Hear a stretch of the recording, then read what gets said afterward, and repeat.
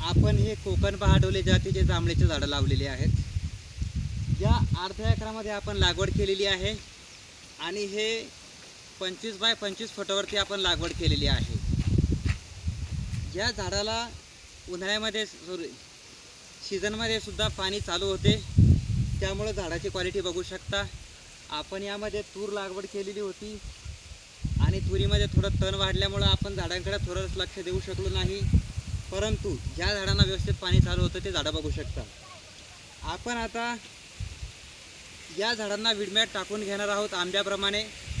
आणि हे जे विडमॅट आहे दोन्ही बाजूला सेम आहे, दोनही बाजूला पाणी टाकलं तर पाणी जिरत असतं। आपण याला मध्ये छिद्र करून घेतलेलं आहे झाडासाठी, आणि झाड मोठा असल्या कारणाने डायरेक्ट यामधून जाणार नाही, म्हणून आपण याला असा एक कट मारणार आहोत आणि नंतर त्याला युपिन मारून घेणार आहोत।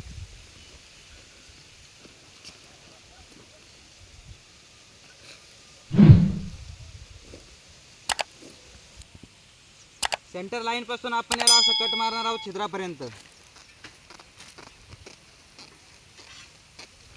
हा कट मारून घेतलेला आहे आणि याला आपण आता असं पकडून दोन्ही बाजूला पकडून झाडाजवळ असं लावणार आहोत।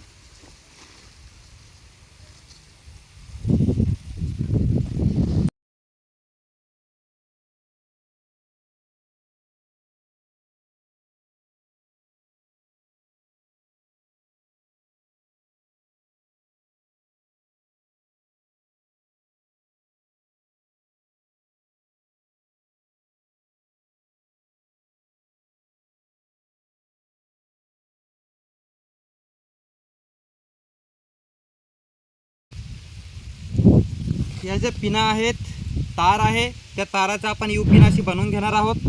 आणि हे जे आपण कट केलेलं आहे त्या दोन्ही कटमध्ये असं आपण याला पिनाला मारून घेणार आहोत। हे बघू शकता, याप्रमाणे आपण युपिन मारलेले आहे। आणि आता आपण यावरती माती टाकून घेणार आहोत, जेणेकरून हे आपलं पॉलिथिन उडणार नाही। दे बळा फावडं।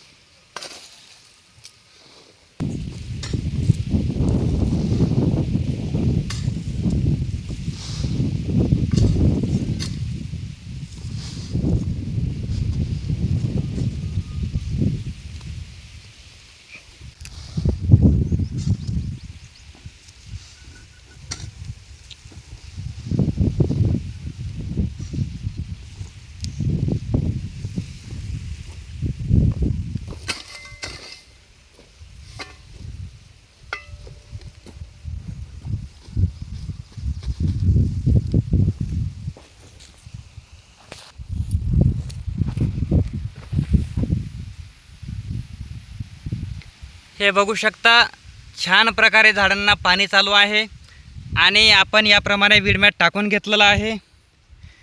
यामुळे आपल्या झाडांना जी पाण्याची बचत आहे ती देखील होणार आहे आणि झाडांजवळ तण न झाल्याने झाडांची ग्रोथ देखील छान होणार आहे।